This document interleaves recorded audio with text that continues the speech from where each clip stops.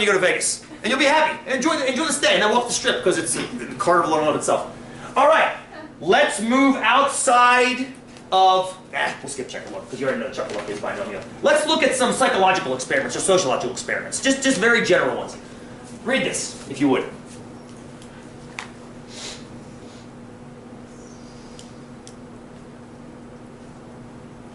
This happens all the time. You want to see if a certain demographic has a characteristic that's in the general population. Rachel says yes right away. Tell me why. Because you either are colorblind or you're not. Good. That fits a binomial. Fixed number of trials? Yeah. Fixed number of trials? Yeah. 20. Yeah. Next question, and this is the tricky one, and you're right, Rachel. I agree this is binomial too. Are they independent trials? This is a bit tricky, but I think we can say yes. Blake's saying yes. I think we can say yes too. Who are we selecting? American men. How many? 20. From how many? Oh, Right? All of a sudden, it's Max going and buying 4 birds from 1,000. You're selecting 20 from 150 million. That's arguably independent, right? I mean, when you go in, the first guy's going to be colorblind with 7% probability. The next guy's going to be colorblind with 1 less in the numerator and 1 less in the denominator, but that's still not going to be a large enough change to make it deviate far from the 7%. Fair enough? Yeah. Check! Binomial. See, that is the hardest part for binomiality, is checking that independence. But with something like this, it's a no-brainer. Gallup does this all the time. When Gallup does a survey, they survey 1,300 Americans or something, 1,300 voting age Americans, right? Right? They treat them as independent, even though they might not be. But they're only taking 1,300 voting age Americans. How many voting age Americans are there? 200 million? 150 million? Something about roughly half the American population is voting age. Not that they vote. We know that only half of them actually vote. But there are plenty of them that are of voting age, right? Is that fair? Believable? Yes? Good. Binomial. Rachel, go. just curious. What would make this independent? You guys are so good. Hold those. Actually, if I may, I'm going to jump ahead. This is the pure answer to your question. You guys are like segue machines today. Dave, hold that question if you don't mind. FYI, this is not binomial. Tell me why it's not. I think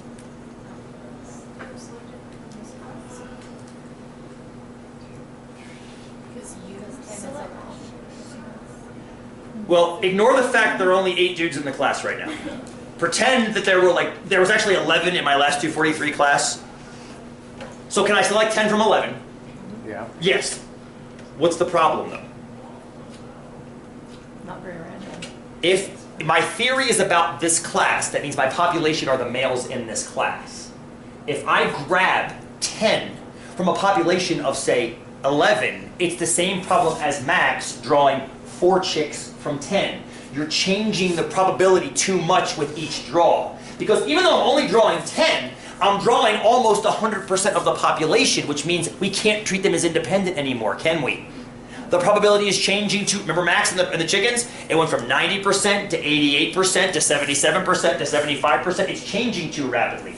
The 7% would not be 7% in the class after a couple pulls. It would be too variant from that. You see the problem? This is not binomial. It has a fixed number of trials. I did 10, right? And it's got 2 outcomes, yes or no. The problem is the independence falls apart. Now, FYI, I don't ask tricky questions like this on assessments.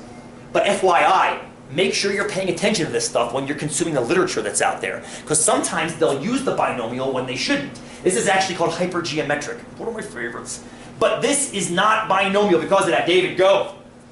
I'm not understanding why it's not binomial, because it's still a yes or no. No, it satisfies the yes or no, and it satisfies the fixed trials. The problem is the probability doesn't stay constant from trial to trial because the sample size is too large. You're actually editing the population by removing it.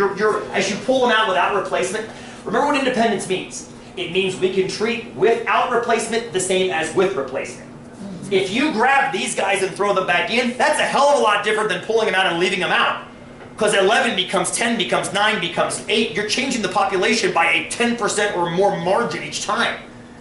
When you have hundreds of millions of people you're drawing from, you're not changing it by very much at all. That's the only difference. It looks binomial. It kind of smells binomial. But the problem is the independence falls apart because the population's so small.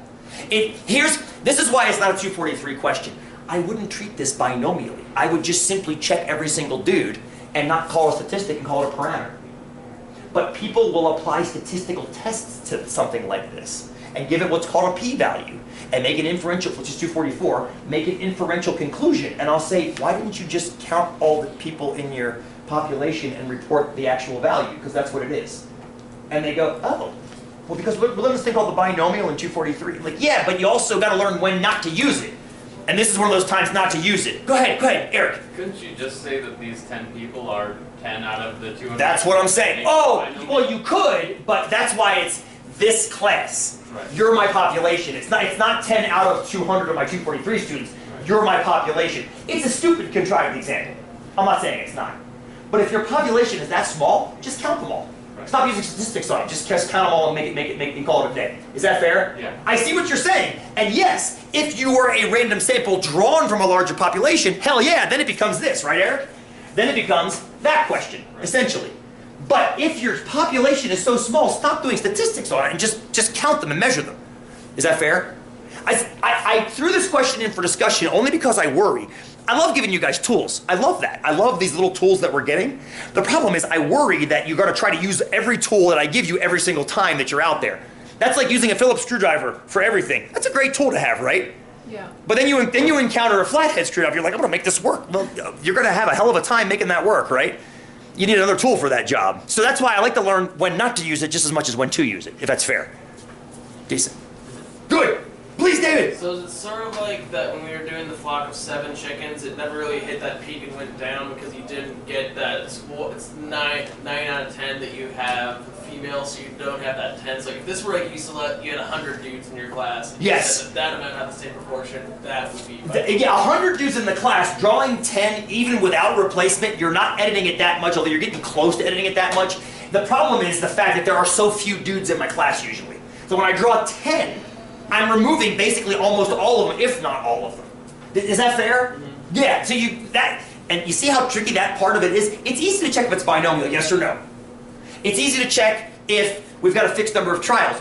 What's tricky is it okay to assume we're sampling independently? That's the tricky part, right? That's what's giving us all headaches right now. Now please don't worry. If I ask you to do binomial stuff on your quizzes and your exam and stuff, it'll be binomial, I promise. I promise, it will be binomial. I mean, I'm not going to be tricky. Life is tricky enough. Sweet Jesus, yes. But just realize that sometimes the binomial is not called for. Here's another one that's not called for. You ready? Nope, not that one. We'll come back to that one. Sure sounds like it. It's the same question, right, Roll? Blake! No, not really, until you found 20 that have it. Hold that thought, Jen. Go ahead, Blake. For it to be classified as binomial, does it have to be dependent? Yes, that is when you keep using the 0.9, 0.1s in the chickens, that's because of independence. Because the 0.9 can't change. The only way the 0.9, it's the pumpkin seeds from your second project. It's the pumpkin seeds from your second project. Because there are so many pumpkin seeds and you're only drawing, say, 13, 14, 15 of them. You're not changing it very far from 40, 60%. That's why. Good for you. Now Jen, with consternation, says, what, you keep selecting men at random until you've gotten 20? Well, that's what makes it not binomial, isn't it? Where's the fixed number of trials? How many trials would it take you to get that? Don't know. Right, you could approximate it, right? Because only 7% of dudes have. So if you want to, you could do n times 0.07 equals 20 to figure out how many trials it would take. But that's irrelevant. This is not binomial because you haven't fixed the number of trials. Yeah. It's yes or no, they either do or don't. It's yes or no, they either do or don't. And there's a fixed probability, if you will, of 7% if you're drawing from a large enough population. The problem is your focus is the wrong thing. In all the other ones, the focus is on average how many guys will have color blindness. Here, it's let's keep going until we find 20. It's a different aim, isn't it? It's also a different distribution. This is called the geometric. Another one of my favorites. Another one of my favorites, but one we won't get into in class. Just realize this is not binomial. What would you put in for your biggest X here? You don't know, because you don't know what that fixed number is, right? 20 is the average that you're shooting for, but you don't know what the X is that gets you there. See the difference? That's another way to think about it too. That's actually pretty good. Another way to think about it is try to put it in dist fill. If you can't, it's probably not binomial. Right? I've set dist fill up to work really well for a binomial. If you can't, then it probably is. That's a neat way of thinking about it. So that's past this class, of course. This class you'll be dealing with binomials. One last one to think about until I kick you out of here. So, I love using Max. He just gives me such great data to play with in class. This is when he was 2.5, almost 3. Okay, so take a look. See if you can see the experiment. Yes, see if you can see the experiment. We watched Princess Bride on Saturday, and at the end he's like, read the credits to me, Daddy. So I was reading the credits, and it said, Billy Crystal is Miracle Max. And he said, I'm so glad we have the same name. Me too, buddy. So, David. I might just, the angle might be weird, but is it the chance that he puts his shoes on the wrong feet? That's the experiment. That is the experiment. I started noticing around May of 2010. That Max's Crocs were going on his wrong feet. Now, I didn't say anything to him. Because as soon as I saw it twice, I saw it the first time, I go, that's just cute. I didn't say anything, kind of walked in, busy enough. And then I saw it a second time, and I'm like, son of a bitch. And this was like in early June. So what I did, because I'm a total geek, was I figured he'd wear Crocs, because I wear Crocs. He'd wear them as long as possible till it got too cold, which I guess to be roughly end of October. So that ends up being, I don't know, 120 days or something like that. I randomly generated 10 numbers in that range. Oh my God. And I watched him on those 10 days, the first time he put shoes on in those 10 days. I never let him know what was going on. These pictures were taken at random times besides that. I never let him know I was watching him, but I paid attention to the number of times he got his Crocs on the correct feet and the wrong feet. Okay. So this was just 3 snapshots, so he looked particularly cute. I think he had to pee in this one, pretty sure. He got him on the correct feet 1 time out of 10. 1 time out of 10. So he looked like duck feet 9 times out of 10. Okay? Good we so far? So now, is it binomial? Tell me why it's binomial. There's 2 outcomes. 2 outcomes. He either does or he doesn't. I like that very much. And you fix the trial. I fixed the trials at 10 because I knew I wanted to make this a 243 problem to do in class with you guys. We're not going to be able to finish it today, and that's okay. We'll do it next time. So I made it 10 trials, fixed it. The hardest part of this experiment was not letting on that I was doing anything. That was the hardest part. As soon as you observe something, it starts behaving differently. Right? You had to keep it independent. I had to keep it independent. I wanted to make sure I wasn't affecting. Thank you for that. I wanted to make sure. Give me, there we go. Fist bump. Boom. I wanted to make sure whatever probability in his head wasn't changing day to day or trial to trial. Right. So now here's the question, and this somebody asked me this earlier today. I mentioned a posterior distribution, That's what's in his head. I don't know what's in his head. So what was the only distribution I could use to compare it to? If you see a kid with his shoes on the wrong feet at a very young age, what do you assume? Maybe off the top of your head. 50-50, he's guessing. He's learning how to get himself dressed. Same reason Max wears his pants backwards, or wears his pants backwards sometimes. Crisscross, right? He can jump, but he just puts his pants on backwards, right? He just puts his pants on backwards sometimes because he's still trying to figure out how things work, right? Clothing-wise, shirts on backwards, inside out. Now he watches me too, and sometimes my clothes end up inside out too. But when you first observe a child like Max getting dressed, how many of you guys have seen kids do the Crocs on the wrong feet? You see? It happens all the time. And does it happen with other shoes too? Yeah. It does. Okay, see, we're kind of a hippie family. It's always Crocs with us in the summertime. So I never noticed with other shoes. But Crocs are on so much in our house, if at all, that it was most obvious. Plus they're bright yellow. They kind of pop out at you. So it was just so easy to observe. So what I start then wondering is, okay, is he guessing? Is he guessing when he throws his shoes on? Now I will never know the answer to that, will I?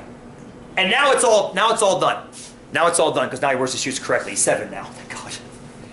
But the idea is, I'll never know. Even then, I can't see inside that beautiful 85th percentile head girth head to know what he thinks when he grabs that shoe and puts it on that foot. Because if you think about it this way, it reduces to, does the first shoe he grabbed get put on the correct foot? As soon as that one's on the right foot, the other one has to be, assuming he can find it, which, by the way, is not guaranteed in the rural household. And somebody also said, this was so cute, it was a non-parent asked me this yesterday in class, They said, well, does he always put them in the same place, like right next to each other? I'm like, you don't have kids, do you? And they said, what? And it was like they were surprised at them, like, no, 2-year-olds don't lay their shoes next to each other. It was the most adorable thing to hear. Like, no, my friend. Yeah, I'm lucky if I can find him someday. So yeah, they put the matching socks right next to the shoes. oh yeah, and they're all tucked in together. I taught him how to iron his clothes at age 3. I mean, literally nowadays, I find one black shoe in the litter pan, sometimes in the fireplace. I mean, they're all over the place. So the question is, really, there's a lot of randomness at work with a 2-year-old. When they're learning how to get dressed, those shoes are everywhere. He doesn't land next to each other. He grabs, what I did observe was he seemed to grab whatever shoe he saw first, and then just put it on a foot. I didn't watch if he always put it on the same foot or not. I didn't watch that, but I can guarantee you the shoe he was getting was pretty random. So even if he was always putting it on the same foot, the shoe was already built in random enough. Does that make sense? So even if he's always putting it on his left foot, he was randomly getting either the right or left foot in that first observation. Dave? But if you always put it on the same foot and grab a random shoe each time, you get more of like a 50-50, he gets it right. If you only got it right 1 time out of 10, I think he thought that the left or on the right. So now we have a hypothesis for next time. We have more than 4 minutes. We can set up the guessing curve and see how Max's results behave on the guessing curve. Does that make sense? I think you're saying the same thing that Kevin's saying in so many words. But I don't think, we can't do it in 3.5 minutes, though, unfortunately. So, try Sarah Palin for Thursday.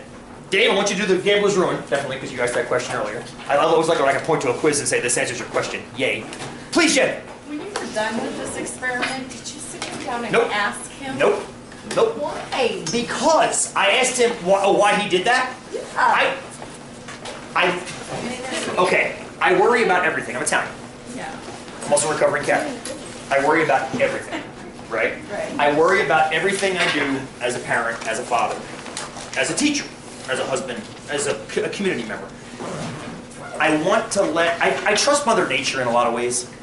Like I I trust... just thought maybe you'd ask to see what was going on in his mind. No, because he couldn't, at 2, he couldn't express it. But what's interesting is somebody else in Mother 243 that sits back there said, you ever asked him what? And I said no, and I said the same thing as I was telling you. But I went home and asked him about 2 weeks ago. I said, hey Max, remember when you used to wear your Crocs on the wrong feet? And he's like, oh yeah, Dad. Because he's 7 now. He uses words like constellation without even blinking. I'm like, Jesus God. I can really spell that. And I was like, why did you change? He's like, oh, I started watching You and Mom. And it was just so natural. Oh, I just started watching You and Mom. And I'm like, oh, his frame of objective reference just got bigger. It's no longer just, oh, look, a yellow shoe, let's put it on my foot. It's, oh, Mom does this, and Dad does this, and look what they're doing. And look, this thing curves this way on mine. And I can only imagine those little synapses kind of forming. And I never wanted to rob him of those synapses forming. I love watching kids suffer through things, which explains some of the quizzes I make you guys do. Which is also why I make them optional. If you don't want that level of suffering, just don't do it that week, right? But I make the quizzes challenging because I want you to push yourself, because you're going to learn more by being pushed a little bit. The in-class quizzes, pretty straightforward, right? Pretty straightforward. But the optional ones outside of class, they make you work a little bit more because I want those synapses to form. I'm trying to just give you the answer. What have you learned? What does he learn? Right? Does that kind of make sense? So I'm always worrying about that. Like, how much to... Like, if he's going to get hurt, then I pull him back from the cliff, obviously.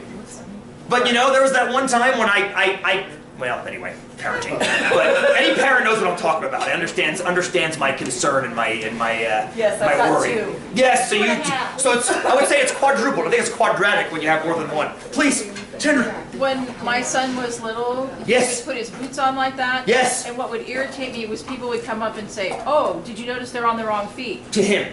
Or to you. Or me, yeah. And it's like, yes, I noticed that. It would like really bother them, Yes. but I was like you were. I My wanted kid. him to learn that on his own, and not to tell him that, you know, he put them on himself. That's what I would say. Exactly. Well, he put them on himself. You don't want to come up and correct them when they've just achieved putting them on themselves. You're robbing them that victory, so to speak. Right, yeah. And now there's a fine line. Remember that line I was drawing earlier when I would draw that horizontal line on the graph and say anything past this I was expecting? There's a fine line with that too, right? Right. I remember almost getting into a fist fight. I probably would have almost gotten shot. Back in Philadelphia about 10 years ago, I watched a woman, her infant son was crying in a cart, and she grabbed him by the arm and started shaking him. I'm like, hey, hey, hey, hey. And I just walked up and I grabbed her and I separated her. Yeah. And I was like, don't do that. And I'm like, I'm gonna get shot. Like as soon as I did that, I'm like, oh, she's packing. She's got a 9mm in that handbag. She's gonna punch, she's gonna shoot me in the face. But it's like that was past my line Right. of I need to step in now because here's an innocent being Yeah. shaken. Right. But it's such this dance, the parents dance, right? It's this dance of like when do you step in and do that versus when do you step back, and it's great, right? It's great. There's nobody that says when you should and when you shouldn't. You have this gut feeling. Now, certain things like statistics give you the ability to sit back and measure that gut feeling to some degree. But in that moment, when something like that is happening, you got to act. When that kid almost hit me on my bike last Monday, I didn't think twice. I chased him down and I yelled at him. I mean, because that's my gut feeling. That kid, if I don't say something, he's going to do that again, and he might either hit me or somebody else. Right. So that was, to me, a clear-cut case. And I don't know. I mean, I don't know how to measure those. I don't know if you can measure those as a parent or as a human being, for that matter. Why are we here in 243 then? Shit. I just undermined the whole damn class. It's all great. You can't measure it. Get the hell out of here. I never recorded all that.